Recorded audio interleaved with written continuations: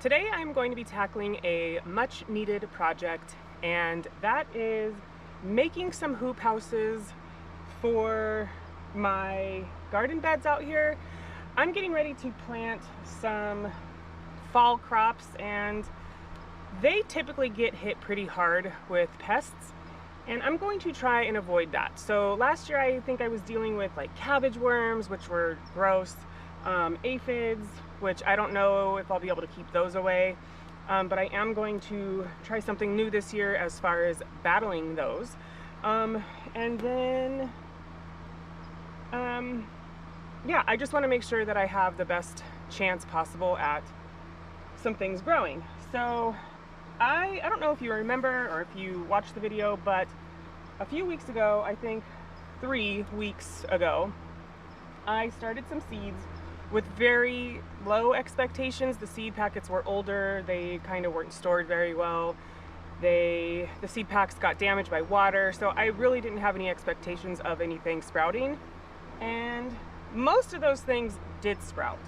Now, what didn't really sprout was my Brussels sprouts. One of them popped up, but I've got lots of cauliflower and cabbage here, lots of beans. I have cilantro, celery, onions, and some sort of like lettuce mixes in here. Now, before I can plant these things, I have to get these hoop houses made, so that's what I'm doing. So I'm going to go over some of the supplies with you that I'm going to be using for this project. Of course, a drill, some screws, because I have these, which are tube straps, my PEX tubing, and the reason I went with PEX is because it's flexible as opposed to PVC, and I just wanted ease of use, so I grabbed some, I think it's 1/2-inch PEX, and then tool. I got this tool at Joann's, the fabric store, and it was $1.99 a yard, so I got lots of that. Some clamps from the Dollar Tree, and a measuring tape, and some heavy-duty scissors. Now, I don't know if this is going to work when cutting the PEX, but that's just what I found in my husband's truck, so I'm gonna try it. Now, I do have some decisions to make. I gotta decide whether I want the hoop to be 4 feet or 3 feet. If I do it 4 feet, these are 10-foot pieces, and that will leave me with 2 extra feet that I really can't do anything with. Now, if I cut them into 3-foot sections, then I will be able to get 3 hoops, which in turn I could make 3 boxes. But that will leave me with a 1-foot section that I can't use. But what I might be able to do with the 1-foot section is kind of just stuff it in the dirt in the corners and prop a netting over that way. So I need to figure out which way I want to go, 3 feet or 4 feet. Now I'm just going to use this box right here, even though I don't think I'm going to be covering this box today. But it's the same size as the other box, so I'm just going to use this one since it's kind of out of the way. I'm just going to measure 3 feet. And if I can, let's see, that's 4 feet. So 3 feet is there. And I'm just roughly doing this.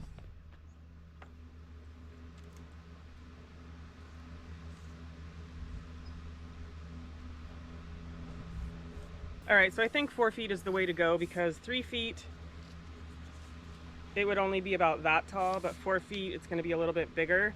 And I don't know how long I'm going to have to keep this on there, so I think 4 feet it is.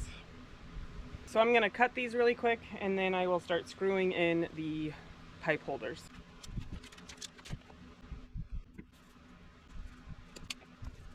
All right, I've got my 4 sections, and now I just need to go screw these in. I'm going to only be able to do 2 boxes, which is fine. I can just go pick up more of this, but it's a start. So I am not measuring. I'm just going to kind of wing it, but what I'm going to do with these is I'm just gonna put them right up top and screw them in maybe, I don't know, about an inch here. So that's what I'm doing.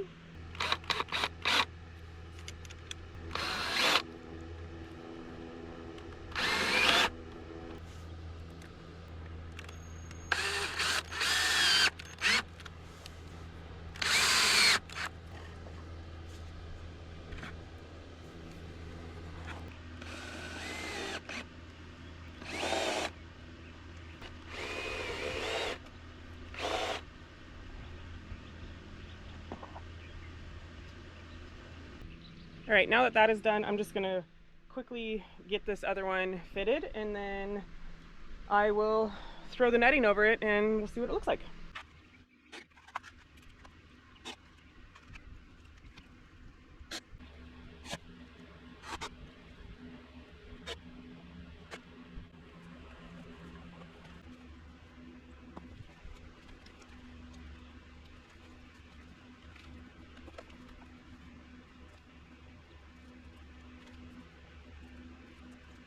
All right, I have no idea if I cut that even or not, but the idea here is to just keep the beds covered. And these clamps that I have right now are probably not gonna work. I do have some other ones that will fit perfectly over this, but just to hold it in place so I can get an idea, I am just kind of clamping it to that screw. This is actually gonna be really nice. I'm gonna throw the other one on top, and then I'm gonna get to throwing in some plants. Hopefully this other one is long enough. That would kind of suck if it's not, but I guess we're gonna find out. No.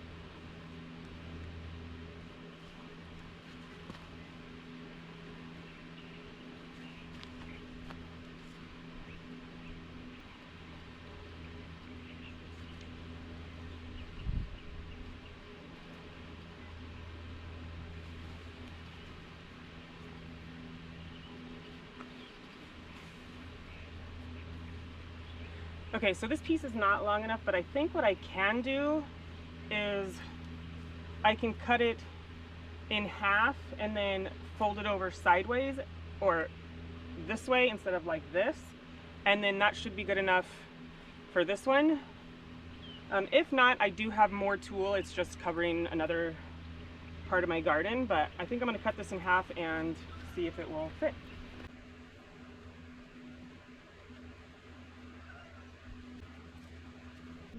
Me cutting that tool just didn't work.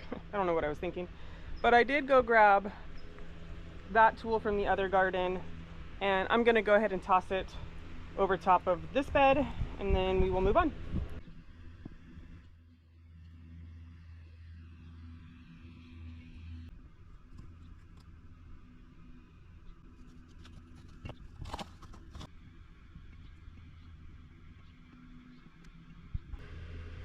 So I was coming back from grabbing the tool because clearly cutting that didn't work, and this guy ran or slithered across my garden,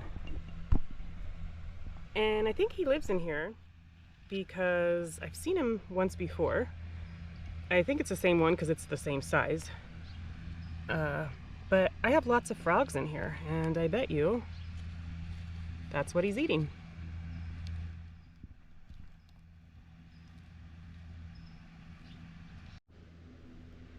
Okay, so I went ahead and prepped the beds. I added some compost, I fluffed up the soil a little bit. So now I need to decide what I'm going to plant today. And I think what I'm going to do is, I think I'm gonna put some purple cauliflower in the ground and some Chinese Brussels sprouts. Now clearly that is not a Brussels sprout, somehow or another a bean seed got in there. So there's that. And then I also am going to plant probably these beans on the back side of the garden fence over there. So I guess the first thing I have to do is separate all these things. They are pretty tiny. I'm not sure how well it's going to do, but I'll never know if I don't try it. So now I just got to figure out what bed is going to get what. And then, oh, I am also going to do some cilantro, probably around the edges. So I'll plant the plants. I'll plant these, like the Brussels sprouts and the cauliflower, in the middle, and then down the edges I will do some cilantro. And eventually I will go in with some onions, probably to fill some space in these beds. And I'm gonna let the celery grow quite a bit more before I even try and take it apart, because it is quite tiny and packed in there. So I'm just gonna let that grow, and I'm gonna let the rest of these things just kind of grow as well and plant them on another day. So after all that said, let's plant some plants.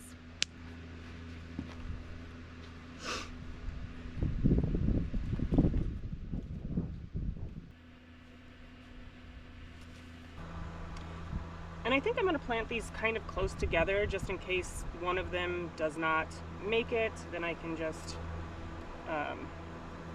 pull it. I want to be able to use all of the things that sprouted in here.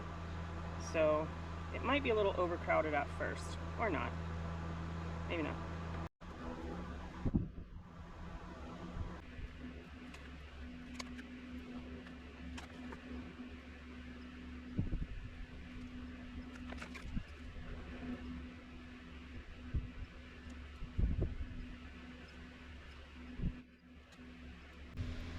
And there is a lot of extra tulle on this one. When I get around to actually dealing with this, I can just bunch it up and just clamp it. It's not a big deal. I can roll it up. All right, and the last thing to go into this garden is going to be these bean plants.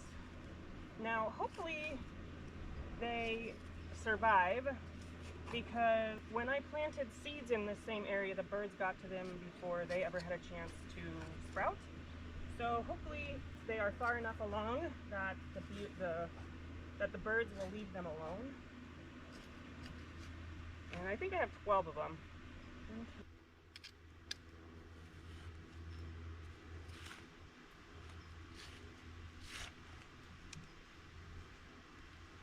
All right, I am left with 3 more bean plants, and I don't know quite where I'm going to put them yet, so I'm going to hold on to these. But I got all these other ones in there planted. Hopefully they will start to grow and cover up this area here. But the last thing that I need to do is I'm just going to go ahead and hand water all of the things that I planted today, and I'm going to throw the covers back over the rows and just get a really good feel for what it's going to look like. I just want to say thank you so much for hanging out with me in my garden. I am starting to feel really good about the garden again. I love it when the seasons change, and we are going into fall, and I'm here for it. So thanks for hanging out with me, and I will see you next time. Bye.